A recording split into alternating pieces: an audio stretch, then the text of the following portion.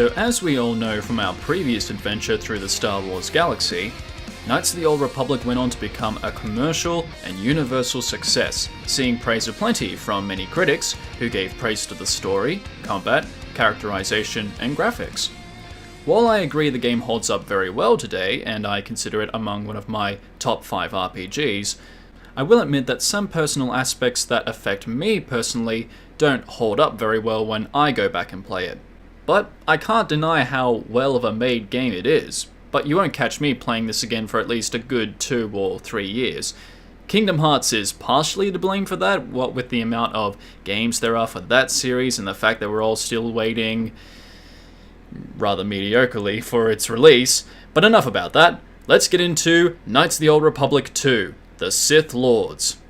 First and foremost of warnings I must preside to the jury of the court. This is the one time I've ever completed the game. I don't think the game is bad by any means, but allow me to give my testimony and describe the events of where I was and why I did not complete this game on my first playthrough. It had been years since I first completed Knights of the Old Republic, and I remember I enjoyed that game a lot. It was one of the many games that me and some friends in high school would nibble and chew each other's ears off with how much fun we had with it. But it was also at that time that I was starting to phase out of Star Wars. I have been with this series for much longer than I have with Sonic the Hedgehog, and if you're an adult and you know what redundancy is like, you begin to stray away from that sort of thing, even if you don't have any intention of neglecting it. But thanks to the release of The Force Awakens, Star Wars Rebels to some extent, and Battlefront to no extent, I figured, okay, why not give the Sith Lords a try? It's on Steam, maybe it'll be fun. This space station is a fucking bore. 3 hours that I had put into this game, and by the time I had left the damn mining facility and got to Telos and put into another motherfucking prison, that was about as much as I could take it. And I remember the game maintaining a lot of the original gameplay, but it was fucking tedious. It's not what I would call a bad start, but it dragged so fucking long. Not to mention, the characters that I had encountered up to this point were not all that interesting. If anything, they were kind of unpleasant to me and Dastardly Delisle, because I swear I keep hearing Grey Delisle's voice in at least 50 characters in the previous game and in this one.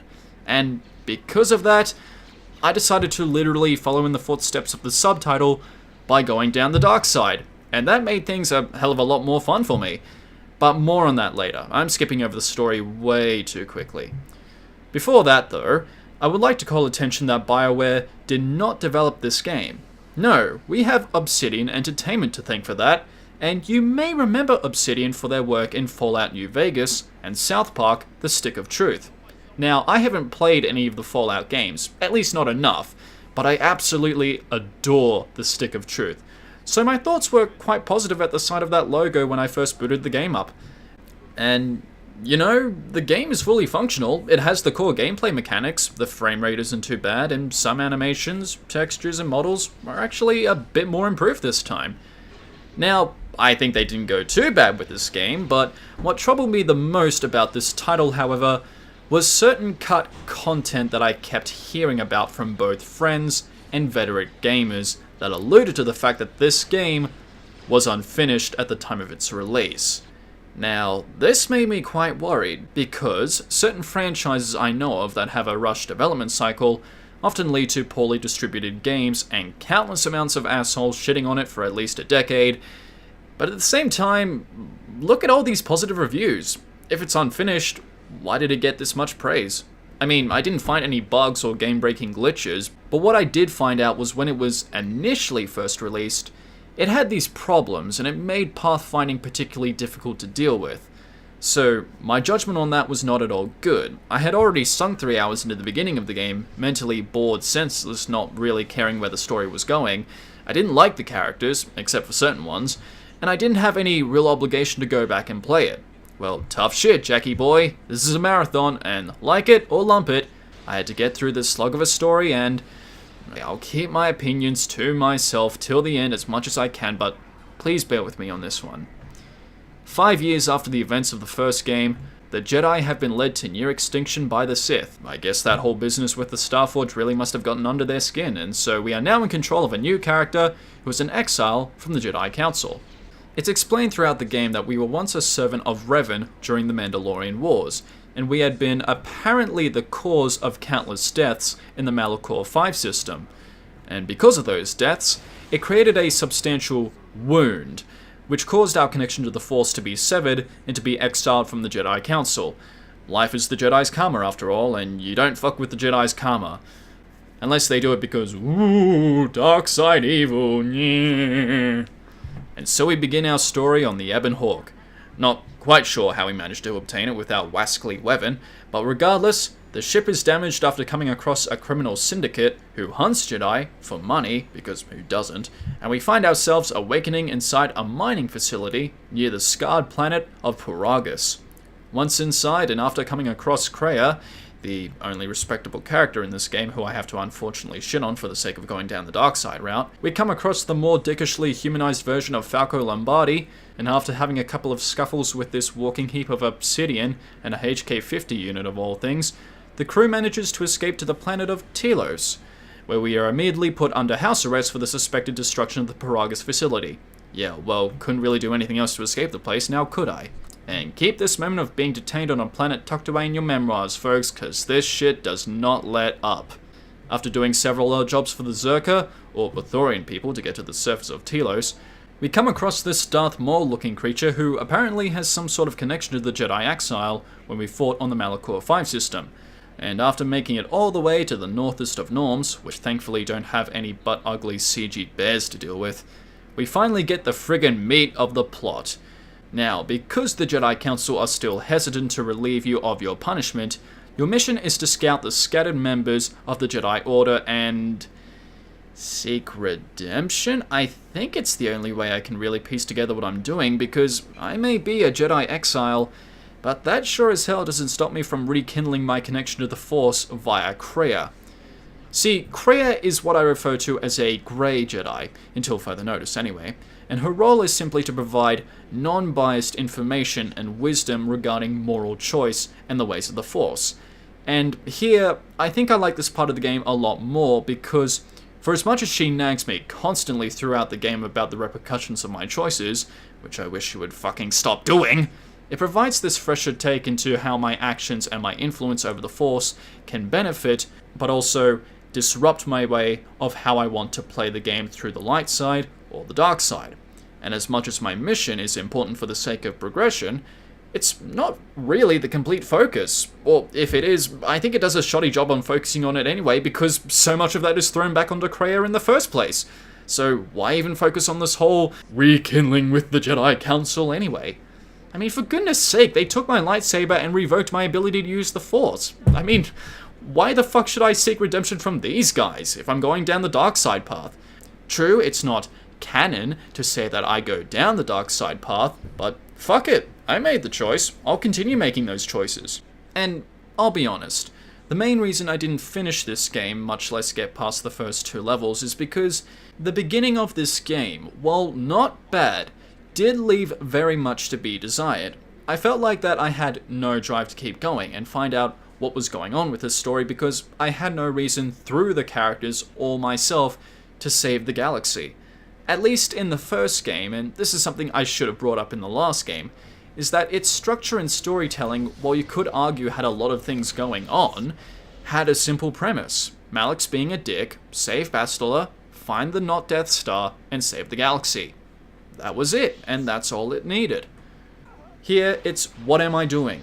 What should I be doing? Should I care about these characters? Do I find out anything about what the game's story is after the first level? Oh, fuck, I'm in prison again. Okay, I've had enough. And that was just from my first playthrough. To be fair, KOTOR 1 played it safe by doing something the original trilogy did, and that was simple storytelling with complex character narratives woven in as you progressed and took the time out to learn about them. Here, I don't know what the fuck I'm supposed to be doing. I mean, granted, there are times in this game where I think the story had a good mysterious tone to it, and it kept me engaged with some of the other characters' connection to the Exile, particularly with Kreia, because I think she's the most badass, no-nonsense character out of the group. She's a manipulative cow, sure, but she doesn't care if I call her that. She could snap my neck, piss in my coffee, and call me a right old cunt without batting an eye. Everyone else? not as hefty. I mean, some of them are pretty good. Mandalore's pretty awesome, and Goto, I mean, he's a dick, but he gets shit done. I mean, don't get me wrong, I didn't hate everyone else. In fact, when I repaired HK-47 and recruited Visus, one of the Sith Lord that hunts you down for one scenario, I found myself surrounded by the more interesting and diverse dark side of characters, which naturally just opened up more interesting perspectives to the worlds I traveled across. The only time this story did get good for me was toward the end, and if you don't want to be spoiled, just skip ahead a couple of minutes. We find out that this entire time that I had been with Kreia, no matter how incredibly level-headed she was, she is revealed to be a long-dead Sith Lord by the name of Darth Traya. But before all of that, we actually find out through several discussions with her that she was the original master to Revan, and after falling to the dark side, he willingly took all of her remaining students, causing the Jedi Council to view her teachings as a failure, and was then aptly exiled from the Council. She, however, was willing to follow Revan's location to the Sith world of Malachor 5, where she happened upon the Traius Academy, turning her to the dark side, which made her into a Sith Lord. But it didn't stop there. She then took in 2 men who were also Force-wounded warriors, and after becoming the infamous Dark Lord of a Sith Triumvirate, or however the fuck you say that, she was aptly overthrown by her pupils, now exiled by both factions. And as the old saying goes, if you can't join them, beat them. And this is where your character comes in. For you see, if Kreia wanted to maintain her viewpoints of the world and mold you into the perfect replica of herself while purging all of the Jedi in the galaxy, she would need to mold you exactly into herself. This was the best part of the game for me, to learn that this person through all of this shit, not only exiled by the Jedi Council for her teachings, but then aptly overthrown by her pupils after rising to power. It's no mystery as to why she would rid the Sith and the Jedi. She's the literal representation of bringing balance back to the Force. Sure, her plans are insane, and she reverts to being a Sith Lord, which kind of makes her viewpoint suddenly hypocritical, but she's at her wit's end, man. She doesn't care about the allegiance. She's gonna purge that shit. However, as her student, we are then obligated to destroy her and take destiny into our own hands. So, do we ally with the light side and bring jolly old peace to the galaxy, or take the title of Dark Lord into our hands? The choice is yours, my friend, and I would love to keep going with how this story ends, but ultimately, I want you guys to experience it for yourself and for you to make the choice yourselves. Now, as we move on to the gameplay aspect of this, I have to stress that not a lot of what happened in the first game really evolves into the second game. I mean, all the combat and the exploration and the RPG stuff is still there, and I'm going to try and keep it brief as much as I possibly can, because what I do want to focus on is the influence system. Okay, now, like I said about KOTOR, everything is more or less the same. All the gameplay that I talked about with the strategic, kind of turn-based RPG stuff is all there. You can use guns, swords, lightsabers, and grenades and the like, and as usual, depending on what skills you increase, depending on dexterity, strength, and vitality, you may exceed in some areas of combat. And like I said previously, you roll the dice, you skewer the mice if you get a high number. But don't try to rely on that too often. Honestly, if you want my advice, try and focus on increasing your dexterity and strength, and also on the treat injury skills. This game is by no means a hard game, and I should probably mention, you could turn down the difficulty of both this and the other game. Still didn't excuse the bullshit Darth Bandon shit I had to do the last time, but keep an eye on your health and your party members' abilities, particularly when you gotta tread through a no point of no return scenario on fucking Telos. Glad to see the place has been recuperating well after Revan and Malak's period, but I'm sorry, Karth, I do not like this place at all. The very few new things we get to talk about is with the new crafting mechanic. Remember how I said in the previous game that you could modify upgrades to your standard or special armor and weapons to make them more powerful? Well, this time, you have a lot more free range in actually building your weapons, and it takes time to make these things. You gotta have the right ingredients for them.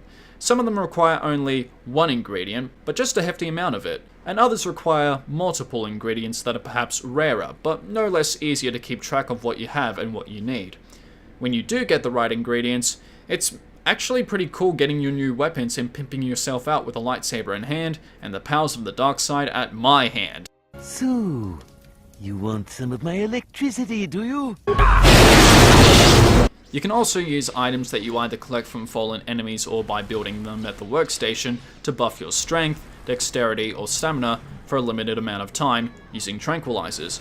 Using force abilities both old and new to heal, buff up you and other party members' abilities, or to speed around the city when you just want to get shit done. And finally, we have the good old energy shields and armor. Make sure you use these things often, I cannot stress that enough. You can partake in various recreational activities as well, such as the always classic swoop racing, which has actually added a little bit more challenge and variety to the tracks, even if it's structured like a typical iPhone runner. Berserk is still bullshit, and yeah, those are the only recreational things you can do. They don't really add anything all that new to KOTOR 2. What they do add, however, is this nifty, but also kind of infuriating little gameplay mechanic called influence, and like the term says, it affects how your party members will react to scenarios that you handle depending on what your allegiance is.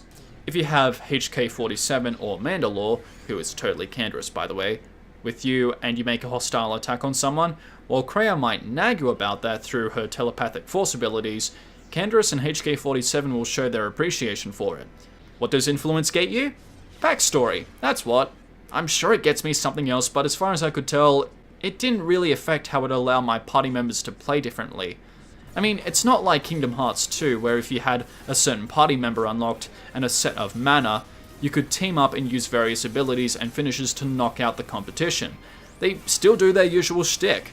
I'm fine with backstory, but couldn't we have taken more of an advantage on this idea and structured it out in a way that allows characters to add abilities to our main character? Like, if Atten used a final sacrifice kind of move when I'm about to die and that gave me a bit of health back. Or maybe Kreia or Vissus buffed up my force powers up when they had a full amount of force powers. I mean, that would have been cool. That would have given me a reason to try out all the new characters. But no, just standard unlocks to people's backstories if you build trust with them. And I guess you do help increase their own individual status when you talk to them. But you can modify how the status should be when they level up anyway, so... In the end, I don't suppose there's anything really wrong with this game. It has the combat and gameplay that the original had, and to be fair, I felt like there was definitely a lot more variety to what I could pick and choose with different powers and abilities. I even got a battle meditation ability for crying out loud. Not that I used it all that much, but it was there. It was definitely there. And I don't mind that we have a new influence system that allows us to talk with my teammates at the end of a mission, or whenever I return to the Ebon Hawk. I mean, that fixed up one of the main problems I had with the original. Being stopped in the middle of the mission to hear about someone's feelings or their backstory. Not bad, but I could have done without all the stop and go nonsense. So, do I recommend Knights of the Old Republic 2 as an extension of the story or the gameplay?